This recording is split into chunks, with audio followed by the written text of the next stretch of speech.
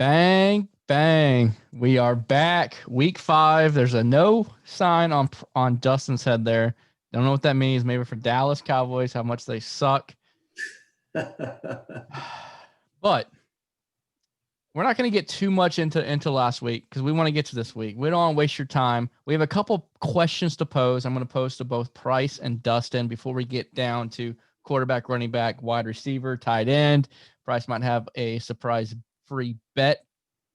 He is on fire, this man is. So the first question.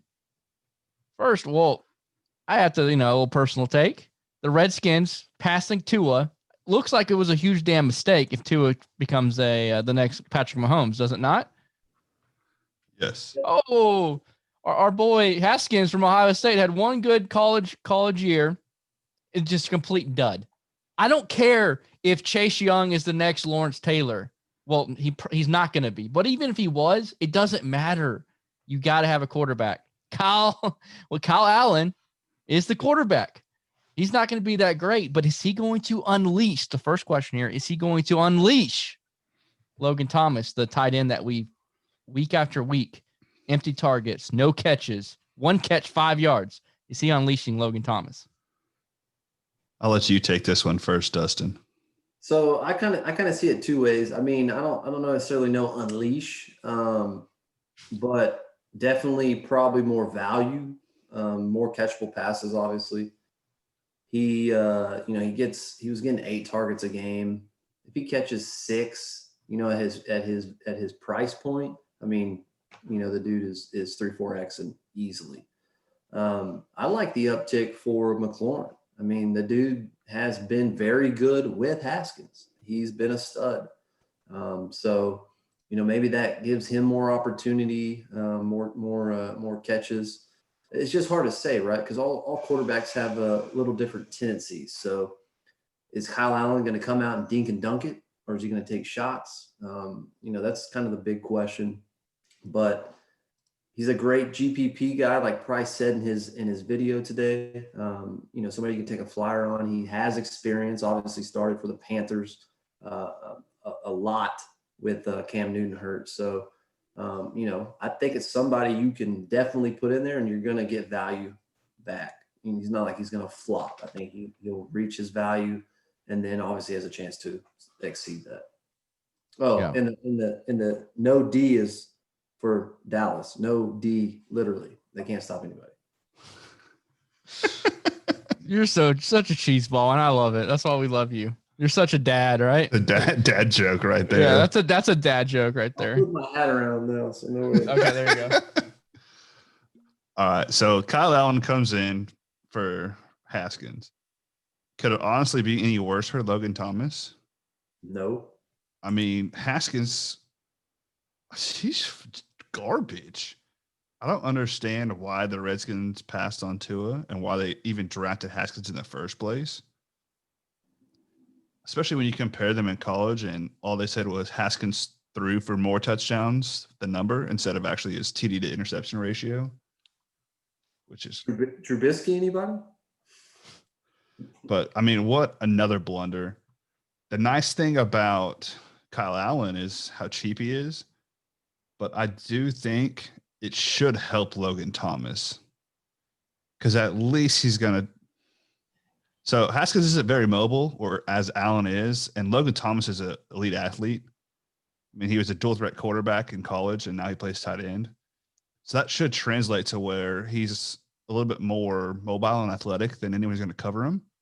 So if you get Allen, scramble out of the pocket, buy some time, in theory, it should help Logan Thomas out. Obviously, F1's going to be the main guy, but I mean, Thomas is getting 8-9 targets a game. And he's getting 2 catchable. Let's just get it to double. Give him 4 or 5 catchable targets, and for someone who's perpetually priced at 3,500, that's huge. Yeah, it might pay off for us finally this week. I think every week we've put him in our deep dive as a recommendation as a tight end play. We haven't used him every single week. I feel like I've used him at least in a lineup every single week, but I've been completely burned. So it'll be interesting to see. I like Dustin, your take on Terry, another elite receiver who is at mercy of the quarterback play. has some upside there as well, who has produced a couple of games this year. The next topic, a couple more topics here before we get into it, because there's so much going on in the NFL with these different teams, is Kenyon Drake. Kenyon Drake is, once again, Alabama homer. I'm all about Kenyon Drake. I was there 2015 National Championship game versus Clemson when he housed the kick return that nobody really cares about. So getting I in our fantasy league, drafting at the end of the second round, Kenyon Drake fell to me, and I just thought I drafted like Christian McCaffrey or somebody. I was so excited. I couldn't believe it that he fell that far. Arizona, high octane offense. He hasn't surpassed 15 fantasy points this year. Is he done? Is he washed? He's a very explosive. In college, he was a receiving running back. He's an explosive player on a high octane offense. He does have some injury concerns now heading into this week, but were we, or at least I, was completely wrong about Kenyon Drake? What's going on there? He has a really good backup, but he's still getting 68% of the opportunity share. So it's enough volume, and his price every week is like just a screaming if he's going to go off this week. Bye. Bryce, I'll let you handle that one first. Bro, I don't get it. I mean, he's been in smash spots and he doesn't produce. And his whole career, I was, what if he actually got the rock and got a chance to start, get touches? And then the last few weeks when they traded for him last year, he was fantastic. Yeah. And now he shits the bed. He doesn't do anything. He gets 15 carries for 80 yards. No catches because they love Chase Edmonds. Well, he's only had 5 targets, I believe. 5. So crazy. I mean, I get because Kyler's a running quarterback, so he'll carry the ball a little bit more often than most other quarterbacks who would just turn and hand the ball off. But I don't want to use him in DFS if I don't have to. Yeah. Logically, it makes more sense to use Edmonds because he's actually getting targets. He's getting 3 catches for 30 yards a game. He's scored more touchdowns than Drake, who hasn't scored yet. And then Drake got hurt at the end of last game with his chest and left. Yeah. I think it's a recipe for disaster. I think it's a recipe for disaster as well. However, with the injury designation, I have to say that Joe Mixon, I was all over Joe Mixon, and then the injury, I just wiped him off. And I didn't go back to thinking, hey, we need to go back to Joe Mixon. He was the highest scoring running back on the slate last week. So with injuries, got to take it with a grain of salt that you don't know. We don't really know. We're not inside that locker room. We don't really know. But also the other part about Drake to touch on is the RPO game. They run some RPOs, and the defense has been giving them the pass and not the run. So once again, last week I was like, they keep giving them the pass on some of these RPOs. So that means probably 3 or 4 more touches because they're going to start flipping that switch because Kyler Murray and the Cardinals are doing good on offense. Once again, did not happen. So that's very frustrating to me. You got any other additional takes on that, D. Reed? No, I mean, Arizona's kind of an enigma on offense. Obviously last week they were not good overall. So it's kind of hard to say. I don't necessarily know if they have a true identity yet. You bring in Hopkins, who obviously eating up all these targets and whatnot, and they had a big win the first week of the season. But it'll be interesting to see if he gets it going. I kind of mentioned, a Derrick Henry last year where he was kind of average, the first half of the season. Then the second half, he just dominated. You should know because you had him in our league last year. And so, I kind of see some of that happening. The thing that really worries me, and Price touched on, is Chase Edmonds getting all the passing work. Right, Drake's is a athlete, should be the 3-down back. Obviously, Chase Edmonds can come in for some spells here and there, but him not getting those passing downs is really what's hurting him. I mean, you think of another 6 or 7, 8 points a game, what he's been doing. That could catapult him into definitely not necessarily screwing you, but worth it. And then obviously no touchdowns. I mean, that's going to hurt anybody, especially a running back that's not getting any catches. So it'll be interesting to see how it transitions going forward. But I think for now, with how it's been at the beginning of the season, he's hard to trust. I mean, And we took him a couple times already this year, especially in his matchup a couple weeks ago when it was on paper, it was dynamite. And he had Detroit and Carolina back to back, which are the two worst rush defenses, and he didn't do shit. Yeah, so I mean, how do you trust him, right? So he's got to prove it to me before I'll probably trust him again in DFS. But as of now, I'm staying away. There's just better options. Yeah. Speaking of, not necessarily to touch on the game, but I was wrong on Mike Davis. He's a 28-year-old breakout player. And then on the Atlanta side of things, this is an interesting matchup, is that Julio, Calvin, all these wide receivers are hurt. And we thought Gage was going to step in the slot and just cost price thousands of dollars, because when Julio got hurt, Gage went to the outside, and the other receiver came in the slot and took all the catches from Gage. So I mean, Mike Davis, 8 catches, 5. How many targets is this guy going to get? And he's then like C-Mac. Yeah, and then what are you going to do? What are you going to do with the Atlanta receivers? So both those questions is Davis going to continue this pace? And he's kind of getting a little pricey as well.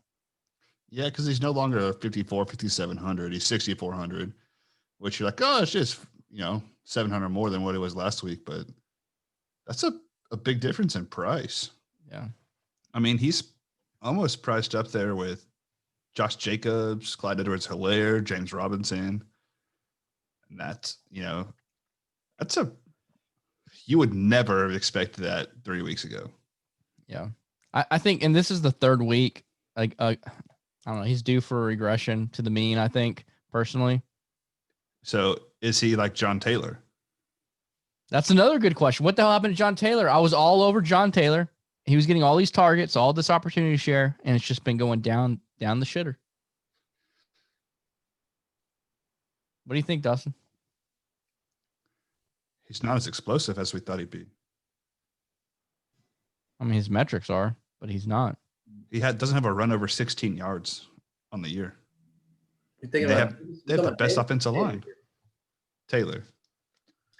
Yeah, I mean, I think he's, depending on the matchup, he's definitely a guy, because he's going to get, pretty much all the goal line carries. So you don't really have to worry about him getting snaked like some of the other guys, but like a Kamara. Alvin fucking Kamara. Even Davis got snaked last week by somebody. Yeah, by Bonifin, who's now on IR. Yeah, I mean, it's like, come on, especially when you have him in your lineup, right? But yeah, so to me, depending on the matchup, he's a plug and play. But right now, he's not just a no-brainer for me, right? What I like about Davis is he's playing the 3-down back roll, and obviously Teddy likes checking down to him. So, I feel safe-ish playing him, at that price point because of that. It just depends on, he's gotten touchdowns the last couple of weeks too. So, you got to factor in that. But they are playing Atlanta. Atlanta's trash. They can't keep a lead. They can't come from behind. So, it's pretty much if you're playing Atlanta or Dallas, you're pretty much in a good spot. Lock and load. Yeah.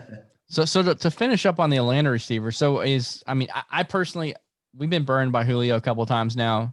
Done with Julio, the hamstring injury. Anytime someone has a hamstring, I don't care. I'm just not going to risk it. If Julio beats me this week, so be it. I don't even know if he's going to play. But what about, everyone talks about Gage, but what about a sneaky play of Christian Drake? I like you went there because you can't pronounce the other guy's name. The dude that caught, are you talking about, Price, are we talking about the guy that cost you thousands of dollars that showdown? Yeah, Zucchini. So I know you know how to pronounce his name after that beat down he gave you. He's Zucchini forever to me. Okay. But Blake, right? What is he, min price? That's an interesting play, isn't it? I don't think it's worth it to go down there this week, to be honest. What if Julio and Calvin are both ruled out? No. Wow. Hurst. If they're both out, I go Hurst or Gurley. Yeah. Hurst. I was all about Hurst. And then the first drive, he had a touchdown catch. And then that was it. I was angry that week. All right. I think that's it. Enough questions. Let's get to let's get to the quarterbacks. We're going to be talking about the main slate, Dustin, the main slate. All right, let me get that shot in. All right. So this week, I think to talk off the conversation before we got on, Price was hinting at there's a lot of good, cheap quarterbacks this week. Not necessarily great, but playable quarterbacks. So are we going to let our imagination go down all the way down to the low end, or are we going to let the Millie Maker just take it down with a Dak or a Russell Wilson, like Dak Prescott last week? Just insane. Again. So, I mean, it really last week, us going to Fitzmagic wasn't that bad. He paid off, but at the same time, when Dak gives you 50 points, it doesn't pay off.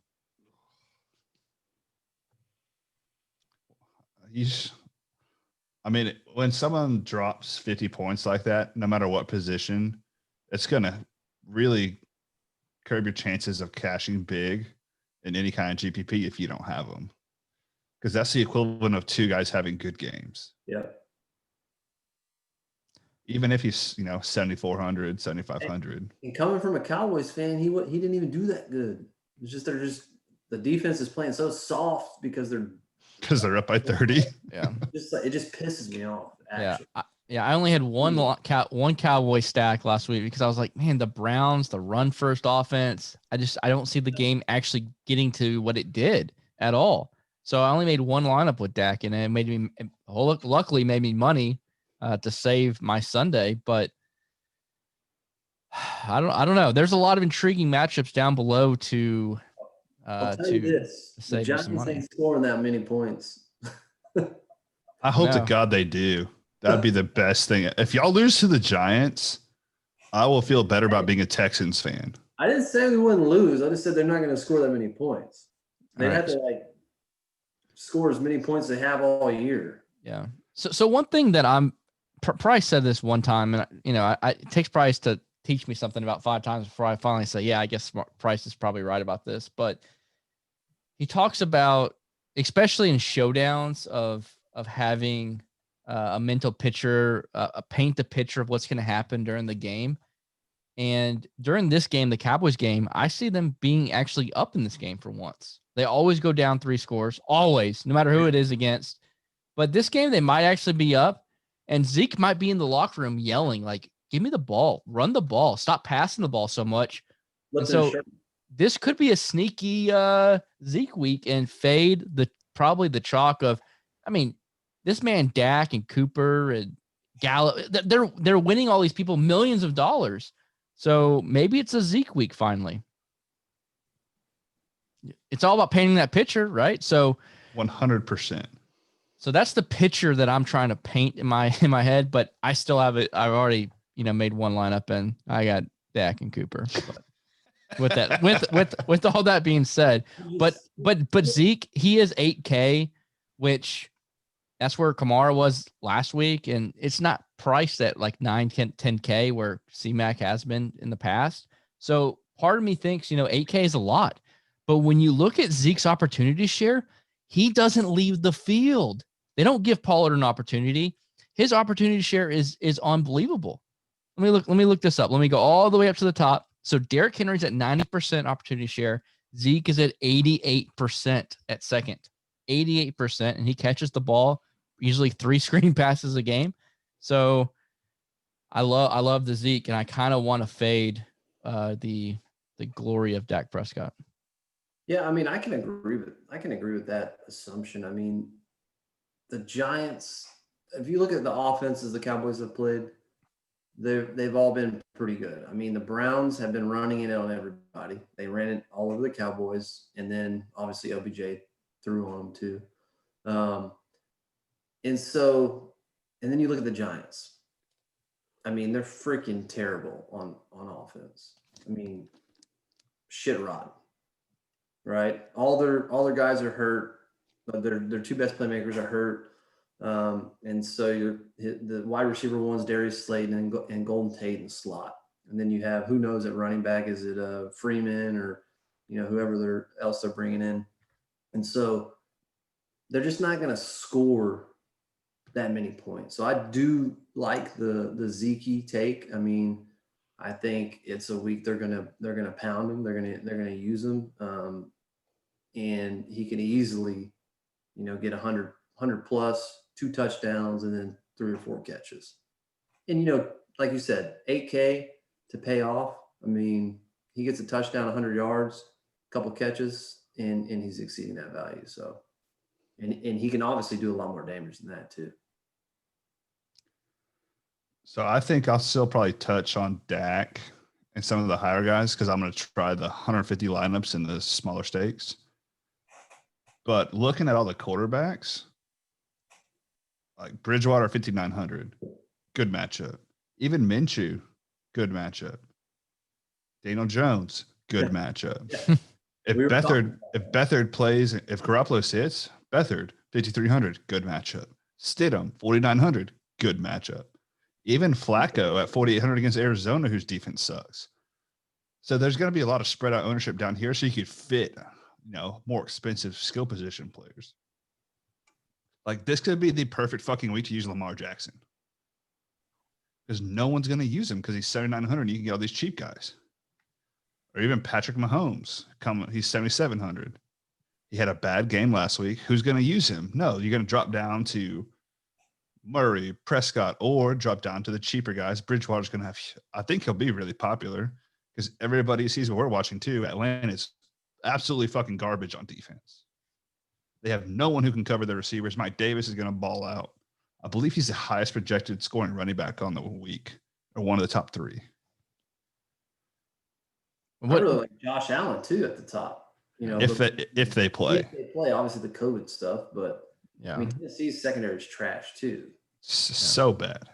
Then you have Price, your team, the Texans, who finally fired that coach GM. Yeah. So is it Deshaun Watson coming out week of I'm angry, I haven't been used properly? Well, who the fuck's he gonna throw to? Will Fuller. Because the guy he should be throwing to got traded for David Johnson in a 2nd round pick because Bill O'Brien was tired of his baby mama. So you don't like Deshaun Watson? He's at a good price, 6,900. I'll be wearing his jersey on Sunday. I'm just not going to use him in DFS. Yeah. All right. Let's I like the sneaky plays of Lamar or Patrick Mahomes, especially Patrick Mahomes, who I feel like every time they play the Raiders, I just see Tyreek Hill go over the top for a 1-play touchdown and John Gruden just being like, I don't know what to do. The Chucky face. Yeah, the Chucky face. Exactly. So running backs, once again, we don't have to pay 9-10K for running backs. Oh, Zeke, he's 7,800. I thought I said 8,000. My bad. But then it's crazy how much further. I know they might not play with Derrick Henry, but 800 less is Derrick Henry at 7K is the next highest running back. That's quite a drop from Zeke to Henry. And those are the top 2 opportunity shares, 90% and 88% on their team. So what up top, Dustin, we'll let you start. Is there one player up top, I would say 6,500 and above that you feel is your go-to? I mean, so James Robinson, right? Kind of had I guess a bad game last week, and he really didn't, he had a 40-yard rush called back, which that's obviously would have put him over 100 plus the 4 extra points. He obviously didn't hit pay dirt, but he's coming in and he's going against Price's Texans defense. While Dallas is terrible on defense, the Texans are equally as bad, especially in the run game. Dalvin Cook lit him up last week, and Robinson's been playing really well. Obviously, has been catching passes too. So he's at 6,700, which is, I mean, if you told me James Robinson, I'd be like, first of all, who is this guy? And second of all, 6,700. But given the matchup and given his usage, I really, really think that he can pay off. And maybe some people will be off of him because of the bad taste in their mouth from last week. Obviously, Zeke up top, going against the Giants. I think he's got a great opportunity there. And so those are kind of the 2 65 and 100 and up I'm looking at. Kareem Hunt's obviously intriguing because of the fact that Chubb went down. but they did use, and I forget the guy's name, but his backup got quite a bit of usage. So just depending on how that goes, I think because Kareem Hunt was coming off that injury, maybe he didn't get as much run as he would have. And so depending on kind of later in the week, seeing how they say that's going to go, I think Kareem Hunt obviously is a spectacular player, and he's one of those dynamic guys that can, house it at any time. So yeah, those are kind of the three intriguing plays that I'm looking at as far as running back. And the other stat on Robinson is 81% opportunity share. It's another really big plus for him. Yeah. We like to take deep dives in these analytics, and we're just touching base on some of this. Our deep dive for NFL is on DFS Dads. You want to check that out. We're going to tell you who to play and why you should play it. Take the research away from you. Save time. Don't have to worry about it. Just use us. And once you become a member at DFS Dads, you get to join the Slack. And the Slack is the hidden gem of all hidden gems, because you can show us your lineup. We can give you advice, cash, tournament. Are you max entering everything? Are you just doing single bullets? We have it all. So you want to check us out. Use code RC, use price. It don't matter. Try us out for a week. It's a few bucks. It's not a big deal. If you play DFS, if you want to start winning more, check us out. DFS Dads. Follow us on Twitter and Facebook. It's the same handle, the DFS Dads. Really easy. And that's where we're going to get a lot more analytical. We throw a few stats out here and there, but for the deep dives, we spend a lot of time every single week to produce this content for you and give you great results back. So, and not only that, it's a great community, great family. We're a growing family, and we would love to have you part of the family. Price, I pose the same question. The top tier running back, 6,500 and above. Where are you at? My favorite play for tournaments is James Conner. Because who in their right fucking mind is going to play James Conner at 6,900? He's priced the same as Derrick Henry. Yeah, he's the third highest priced running back on the slate.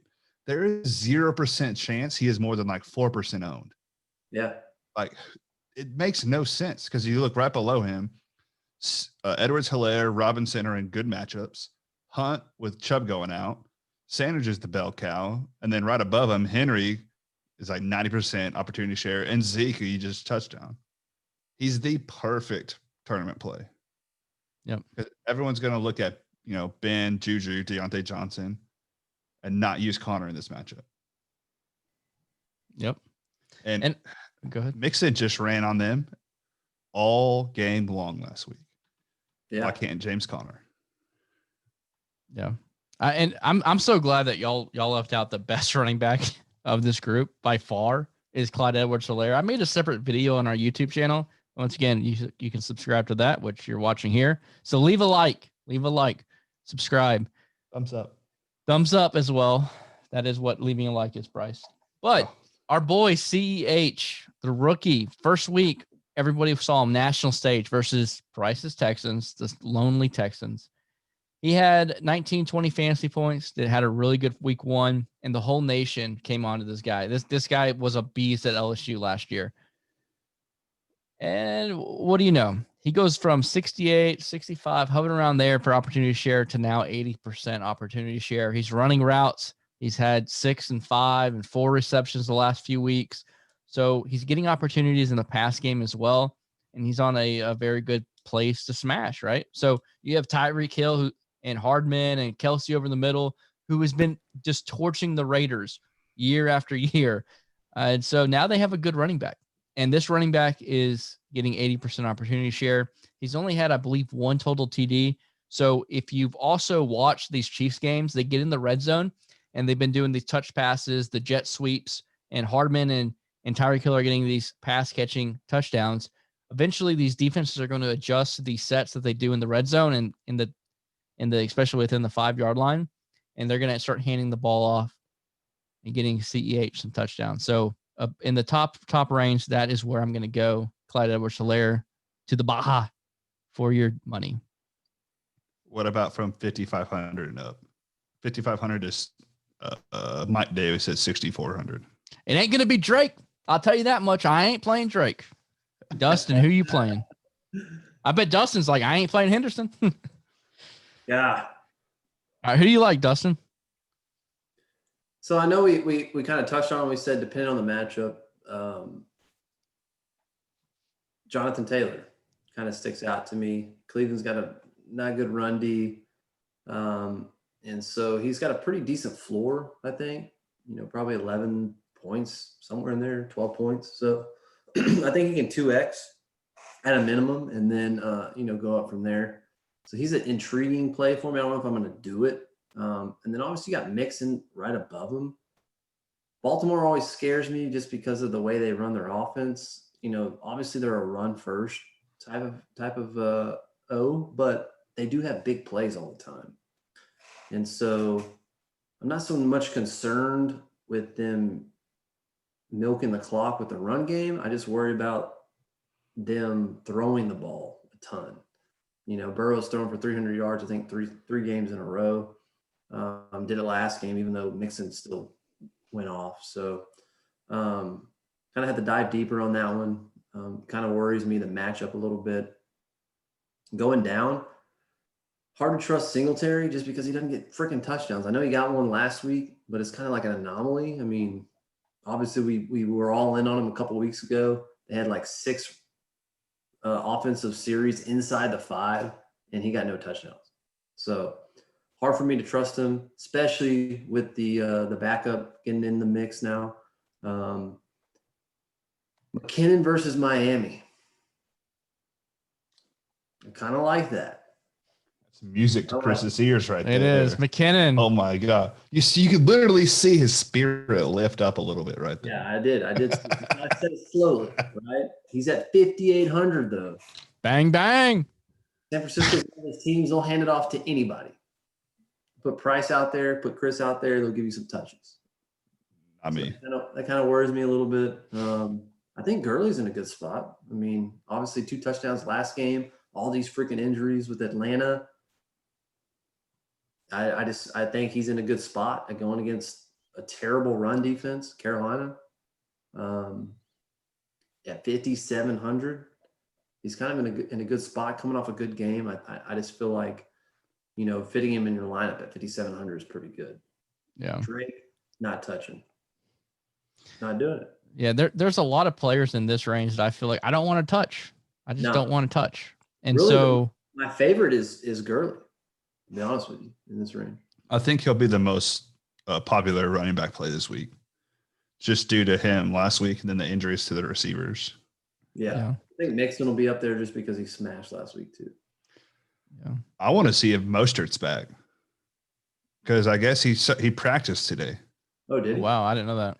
So if he's back, I don't know how many people will actually use him his first week back from MCL sprain. So you want to talk about like a crazy fucking start to a GPP lineup. You go Lamar Jackson, James Conner, Mostert, and that will not be duplicated by anybody. Nope. But and Mostert's that dude that just, it seems like he busts an 80-yard touchdown every freaking week. I don't know. It's just, and you're like, who is this guy? And if you're not going to take the Carolina passing attack, I think you have to use Mike Davis. I think you can use both. I think you can go Robbie Anderson or DJ and Mike Davis. Not all 3. I probably wouldn't do all 3, but so that's another thing that Chris and I've been talking about this whole week is how to correctly stack correlated lineups, because we see a lot where they stack a quarterback and 2 receivers. I think last week it was Dak, Cooper, and Lamb. Or even Dak, Cooper, Schultz. Or they're even Dak, Zeke, and Cooper. Yeah. So this could be a really good week if you want to go Bridgewater, Davis, Moore, or Anderson, and then run it back with Gurley. And then you have a piece of what should be one of the 3 highest scoring games, and you should have most of the touchdowns locked in, particularly for Carolina. Because with C-Mac out, Bonifant went to IR. It's Davis and Trenton Cannon. That's it. And Trenton Cannon is atrocious. He's not going to touch the fucking ball. So it's Mike Davis all goddamn game. In a good matchup against a porous defense, like he should pay off. Even though he's 6,400, he should be one of the top 4 scoring running backs this week. I dig it. Yeah. And that's what I was saying, like you could stack them because he's kind of game script proof.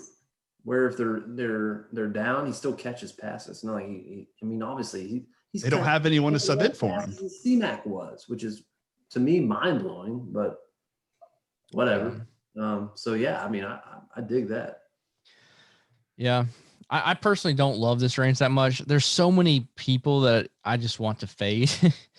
Like for example, Henderson, the Washington Redskins, you can say what you want about them. They have a good front seven, right? Henderson, I'm just not sold on them. Then you have people like Mark Ingram. Like why would you want to play that Mark Ingram? You have Lamar Jackson taking carries away. You have the rookie. What I will never understand is why the hell everyone keeps projecting David Johnson to have a good week. Yeah, I'm done with him. I play him every single week too because he's so damn cheap. 7 fucking fantasy points. Congratulations. But, I mean, he's getting touches though. He's getting like 15, 20 touches a game. He's just not doing anything with them. Their offense is atrocious this year. It is. But so where I like the guaranteed thing, right? And who doesn't like a guarantee? A guarantee, Zeke is going to get a lot of touches. Clyde Edwards-Helaire is going to get a lot of touches. And it's not necessarily a guarantee, but Kareem Hunt is another player that I like.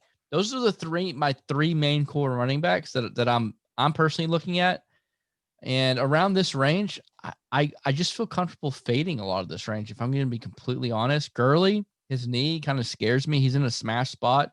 Kenyon Drake, we've been over this a million times. I'm done. If he beats me for $1 million, he can beat me for $1 million, and I'll be sad as hell because I played him every single week. But that's kind of how my feeling with this range. Is there any sleepers, Price or Dustin, that like deep down, like Damian Harris is 4,300? I was about to ask you if Michelle's out. What do you think about Harris? Yeah, that's not a bad play. And they're playing him just like they played Michelle, right? Giving him straight runner. Yeah, just a straight runner. Here's 100 yards. He made me some money in that showdown. The only reservation I have with Kareem Hunt is that they gave Dearness Johnson 13 carries. That's the guy. I couldn't think of his name. But look, Kareem Hunt and the Browns have spent all their money on their offensive line. They have Wills, the offensive tackle lineman from Alabama, who is literally just the best run blocking offensive lineman I've almost ever seen in Alabama. He's incredible. They are going to run the ball, and they do run the ball a bunch. And Kareem Hunt is a feature back given the opportunity. And with Nick Chubb out, I don't care if they give that other guy yard touches, even 13 touches a game. This game, Kareem Hunt is at a smash spot, I think. To me, I think it was more of Kareem Hunt coming off. I mean, he was questionable for the week. They were talking about him not even playing. And then he comes in and plays. And so they're probably just, especially after Chubb went down, like, let's not get this guy hurt because then, we're stuck with Johnson or whoever the guy's name is. And so, I think with another full week, he's probably, obviously almost 100%. That'll be the Kareem Hunt show with that guy getting sprinkled in, probably get, 6 to 8 carries. And Kareem Hunt with 20 to 25 carries, that's dangerous. That's all he had on the Chiefs. Yeah. Plus, I mean, that's what I say. He's dynamic. He's like a Kamara. I mean, that's kind of what he is. Yeah. The only other player that's cheap I'd look at is Antonio Gibson. Yeah. Because he finally started getting a higher share of the touches and opportunities, and he actually got goal line carries, and he scored, which previously he had to score from outside the 20-yard line. Yeah. Yeah. So let's move on to receivers. The receiver, I feel personally that I have been wrong this year, that whenever I get to the flex spot, I'm like, man, these running backs just guaranteed touches, guaranteed points. Like, do I really want to risk it for the biscuit with the $5,500 receiver? And I'm starting to turn on that philosophy. And I kind of want to have 4 receivers as opposed, especially this week where it's a good week to do. I don't love the value at running back we've had some weeks with Singletary, others at 4,900, great value. I feel like we don't have that this week. So you need to shift. You need to be able to move with how DraftKings and these sites do it. And this week we need to hit on the receiver spot. So Dustin, our receiver guru, get us going here. Yeah, so I mean, at the top, we'll start with we'll go 6,900 and up. There's 5 guys here. You got Hill, Diggs, Cooper, Ridley, and Hopkins. I'm not touching Ridley after last week. Until we know the extent of his injuries and that kind of thing, just not doing it. Cooper, I think, is more GPP play this week, given the opponent. Like I said, we came up with this picture in our mind. I just feel like the Cowboys are going to come out, get out on top, and then just pound the rock. I think Amari will have a good game. I just don't think he's going to have a great game. Depending on the COVID situation, Diggs, I mean, the dude's been freaking awesome. I mean, I didn't think he was going to be that good. I mean, he elevated Josh Allen, obviously. Somehow made him more accurate. Go figure. But my favorite is Tyreek Hill, like you touched on, of this range. I love Tyreek. The dude, all he does is catch his touchdowns every week. He's caught one every week this year. And I think he's in a good matchup. He does it to the Raiders all the time. And I think the Raiders can respond and score, hopefully get a little shootout. Obviously people were expecting that with the Chiefs and the Patriots, but it didn't quite happen. It's kind of more of a dull game, but I really like Hill. I mean, you can't go wrong in Hopkins. He's just 7,900. That's a lot for a receiver, in my opinion. I mean, especially when you go down and get a Tyreek at $1,000 less. He's not going to get as many targets, but he could easily go for 180 yards and 2 touchdowns. So that's kind of my take on it. And we'll get down to the other ranges. I kind of like the lower end ranges more, just because of the price points and what I think they give you. Well, who do y'all like from this top tier? Reek. 100%. Yeah. Any lineup I've looked at, the only reason I would look at DeAndre is the game theory part of who's going to pay $7,900 for him when you can save elsewhere. Like, part of me really wants to really dive in and look at how unique is a Kyler and Hopkins stack going to be this week, with the cheap options at quarterback and even the mid-range options here at receiver. Like, if we go Kyler, Hopkins, take 2 $6,700 running backs, and then just fill out the rest with cheap people, who else is going to do that? Yeah, and on that, the Jets run D is actually pretty good. Their secondary's trash. So I'd say Reek then Hopkins. I wouldn't touch the other guys.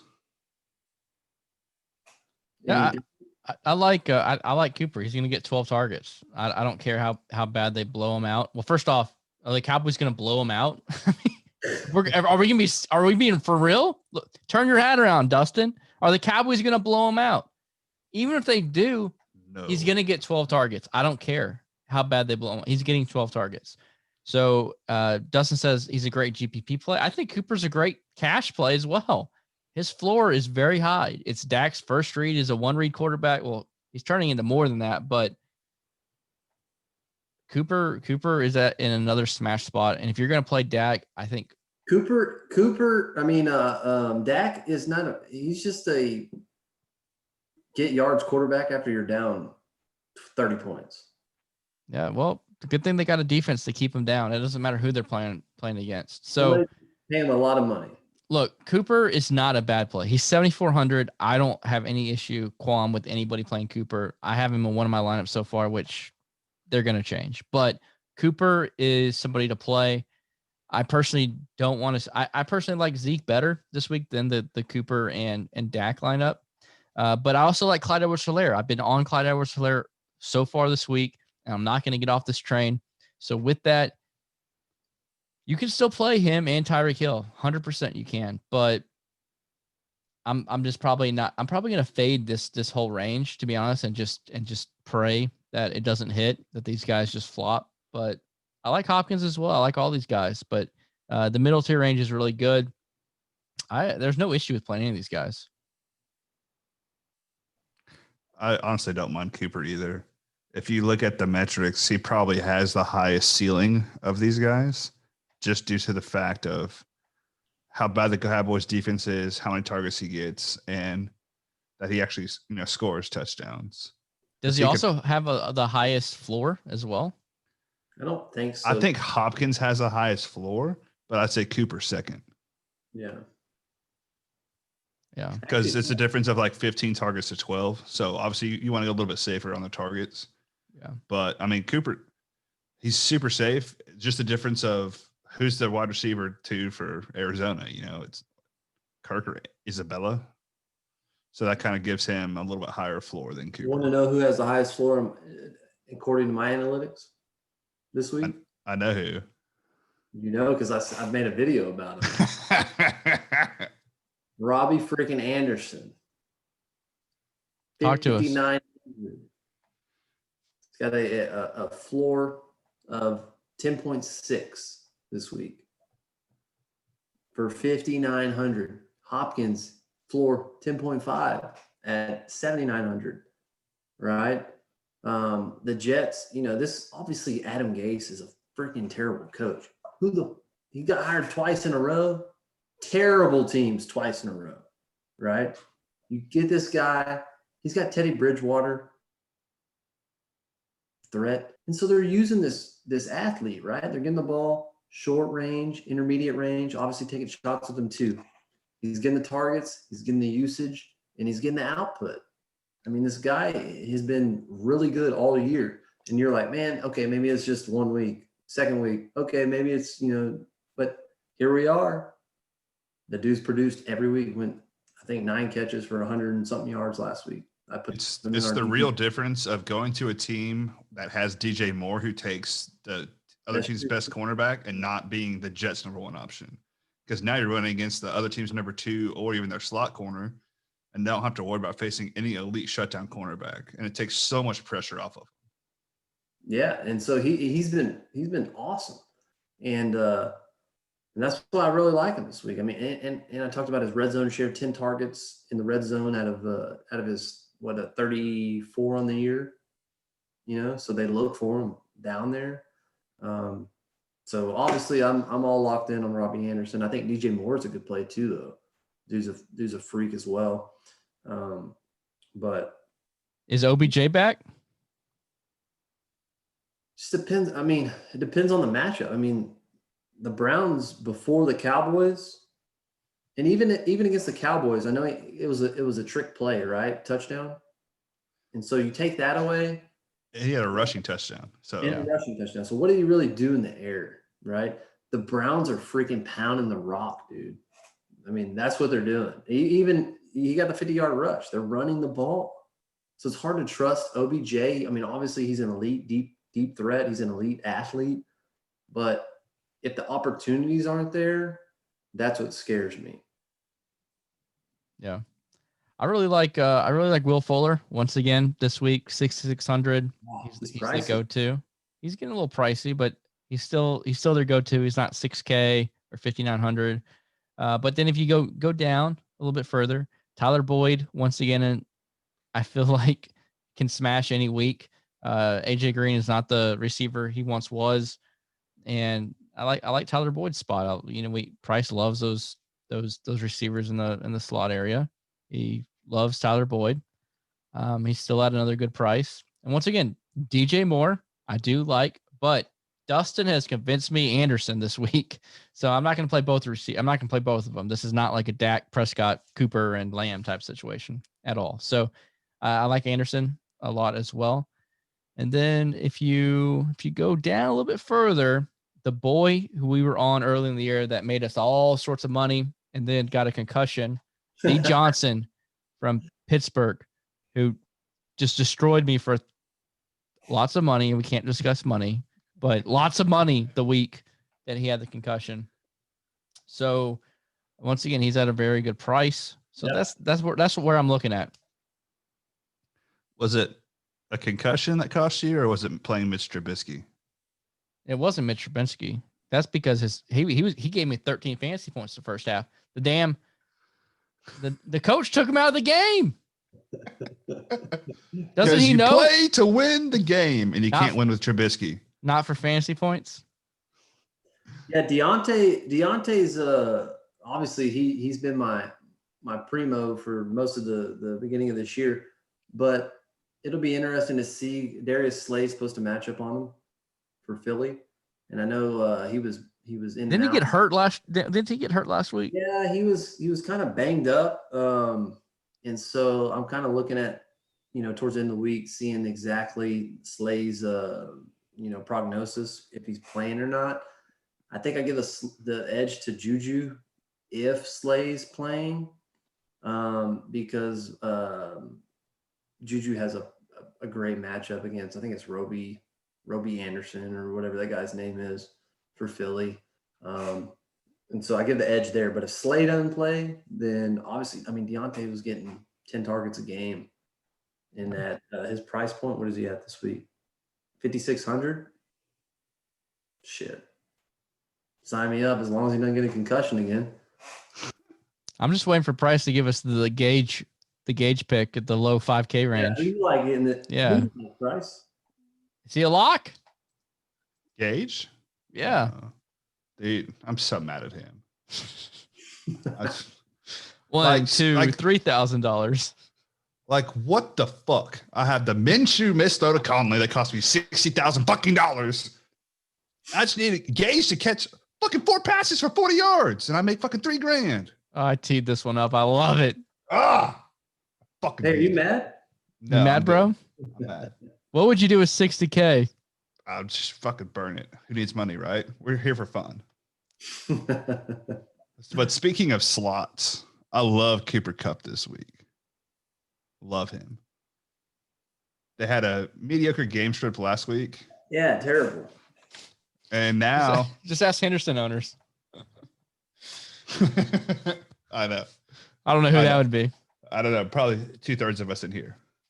But it's all right. I had Drake. Also, I like DJ Chark.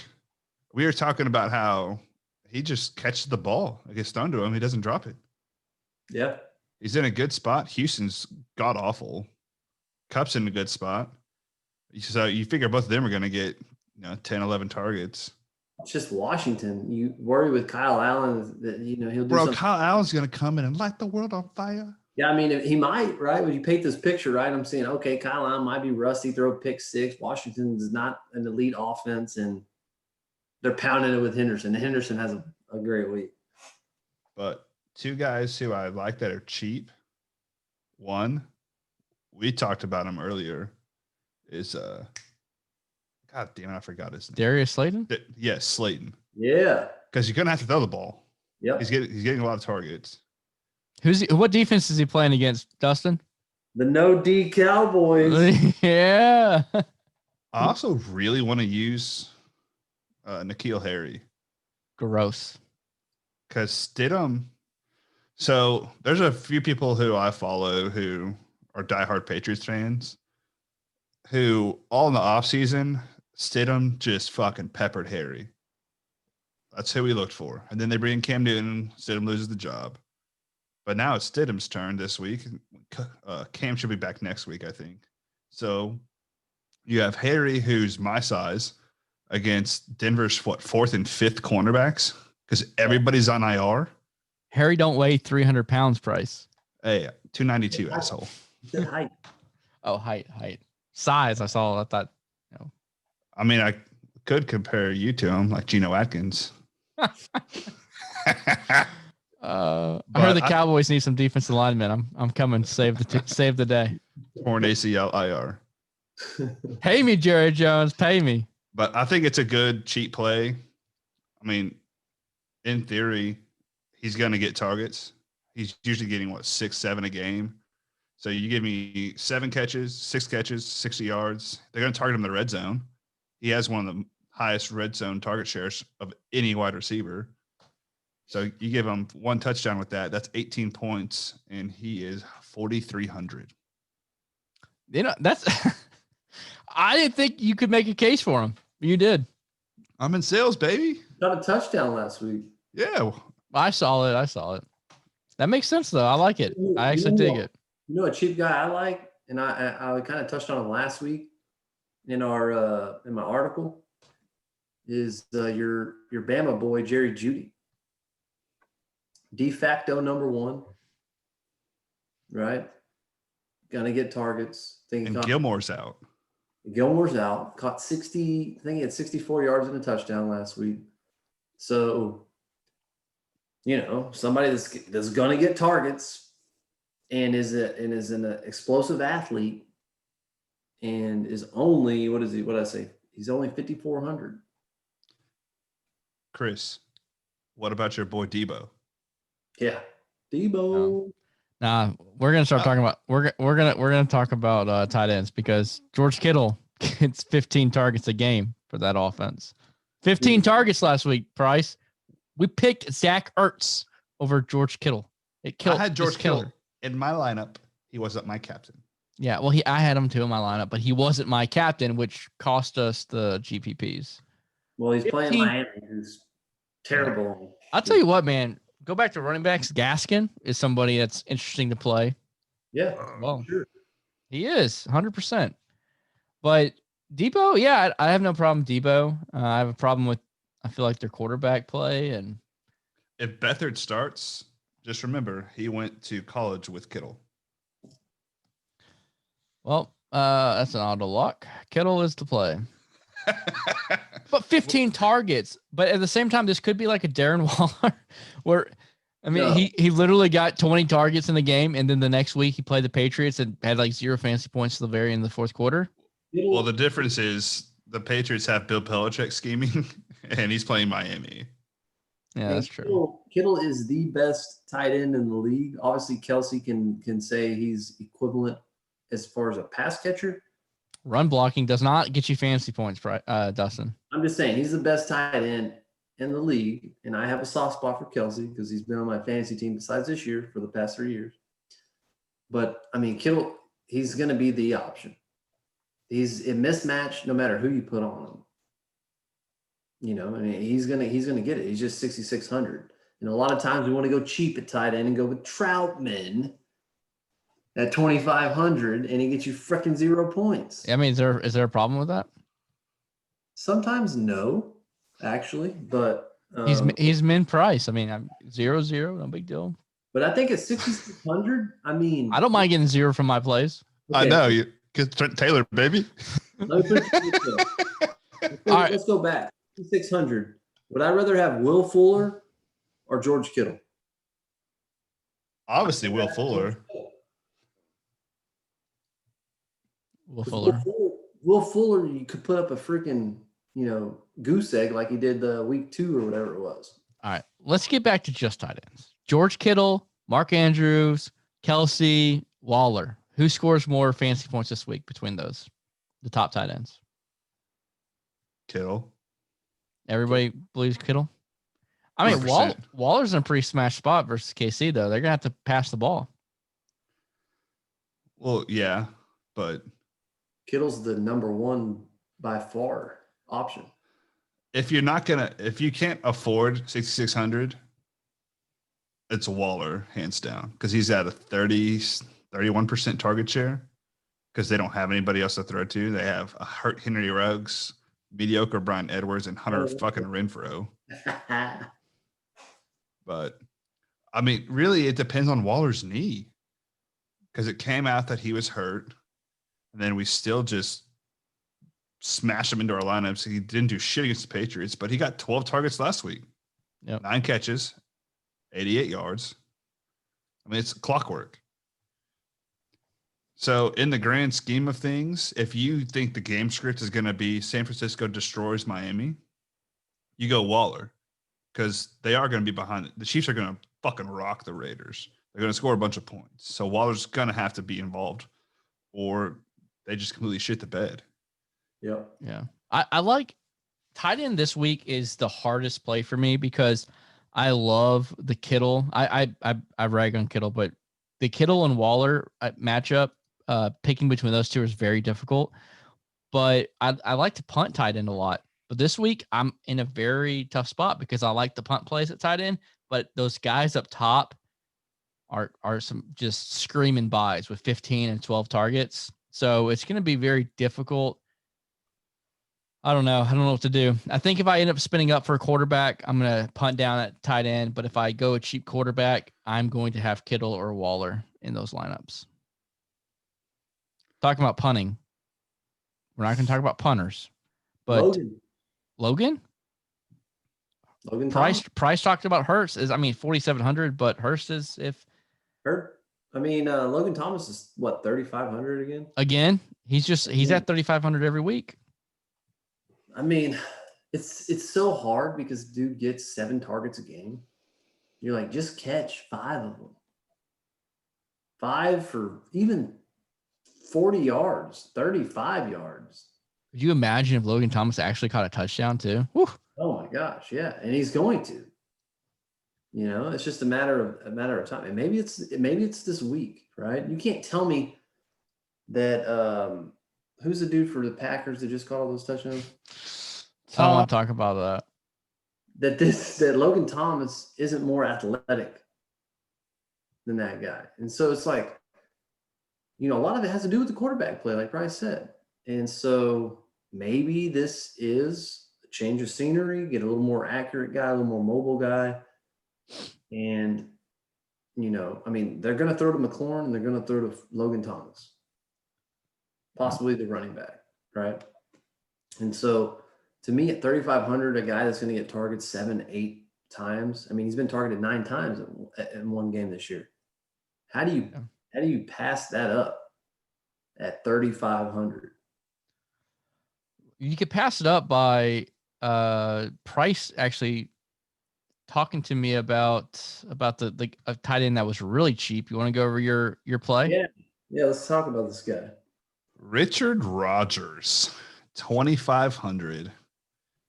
There's on IR. So you got Ertz, who looked washed as fuck. He looks done.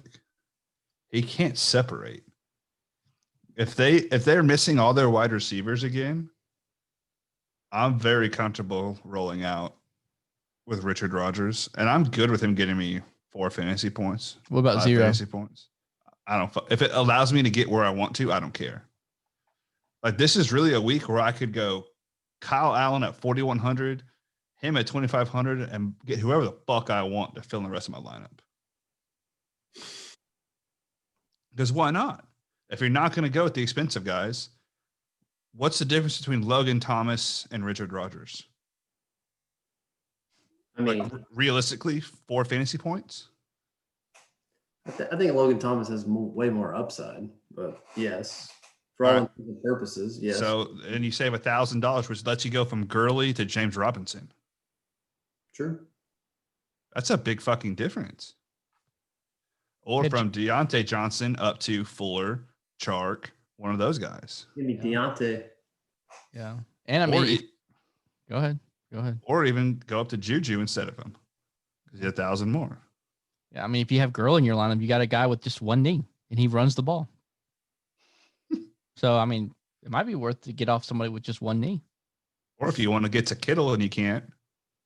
Yeah. You can flex Kittle in because he's a fucking wide receiver. Yeah.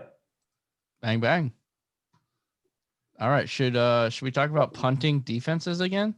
Because I tell you what, I paid up on one of my lineups last week, all the way up to the Ravens defense at 4K.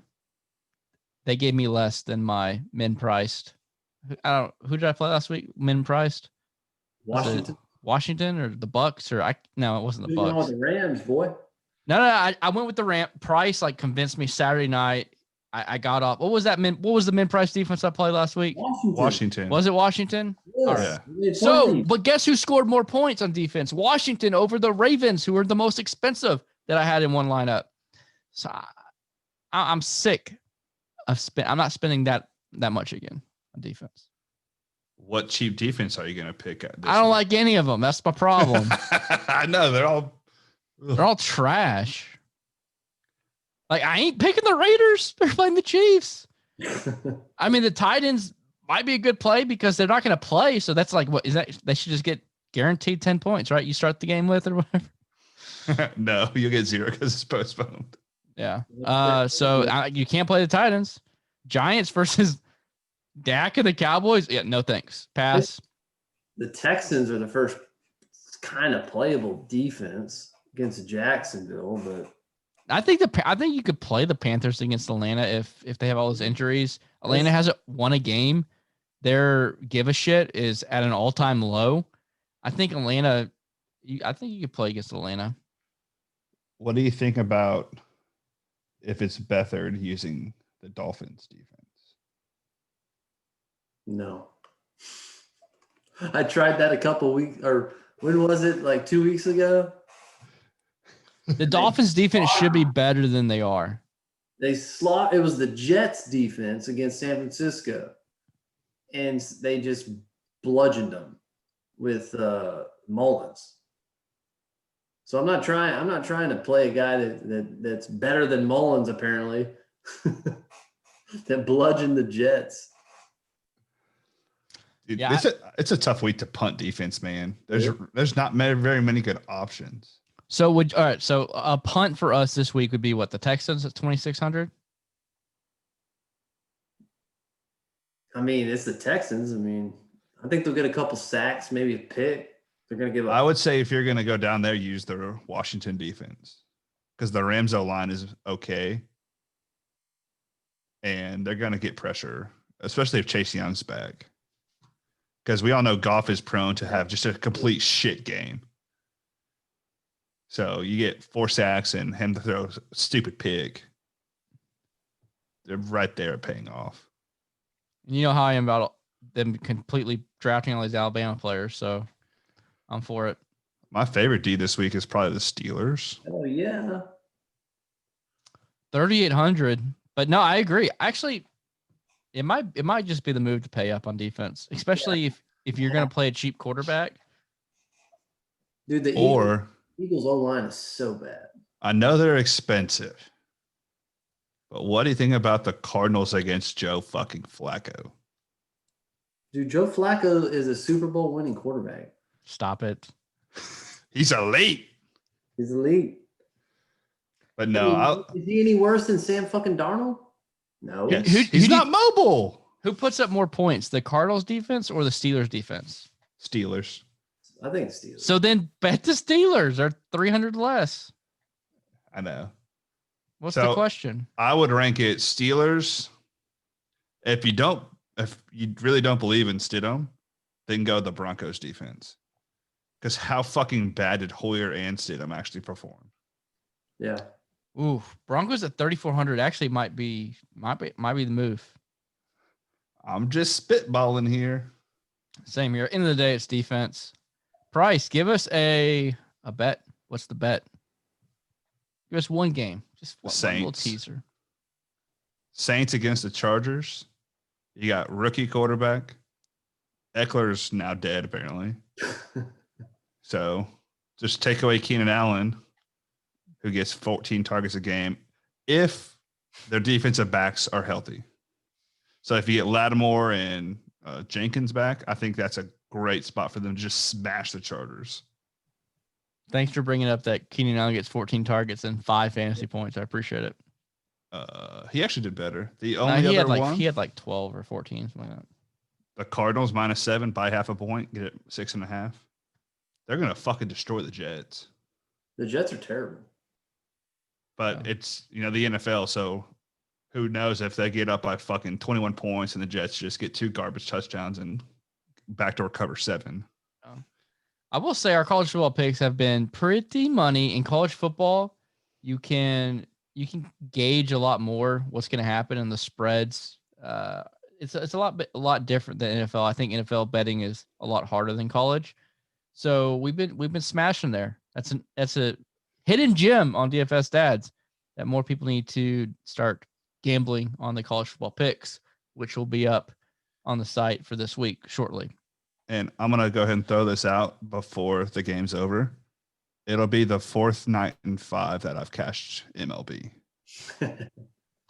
Just saying. Coming soon. Oh, Coming geez. soon. There's some fucking logical reasoning going on here that we are making money. I made it college football, PGA, NFL, and baseball all week. NBA. I got fucked in NBA. It's my fault for getting busy at work. I used Olenek in my captain spot because I thought Bam was out. And then I got off work, came home, played with my kid, made dinner, and I looked, and he's fucking starting. I was like, well, there goes $60. All right. It happens. We need an outro. What should our outro be? When push comes to shove, listen to Dustin and Price. No, but guys, thank y'all for watching. If you're watching this long, it's been a long one. We got pretty in depth in some shit. Talked about the questions at first, went over everybody, and like you alluded to, on Saturday when we put out the deep dive, I will say Dustin puts a lot of work into it. Goes very in depth. We all take turns breaking down positions, and then he gets the final touches on it. Definitely worth it, especially if you don't have time and you just want to build a lineup real quick Saturday night, plug it and go. I mean, Dustin's cashed every fucking week this year. There's a reason we do this. So you don't have to sit there and do all the work. You just listen to us. We're going to recommend your plays. You come join us. You get our advice in the Slack. We tell you, hey, we don't like that combo. Why don't you do this and this? And then it fucking works. I mean, the proof is in the pudding. The pudding. We've had 3 straight weeks where they all make money. Cliche. I love it, though. I dig it. All right. We love y'all.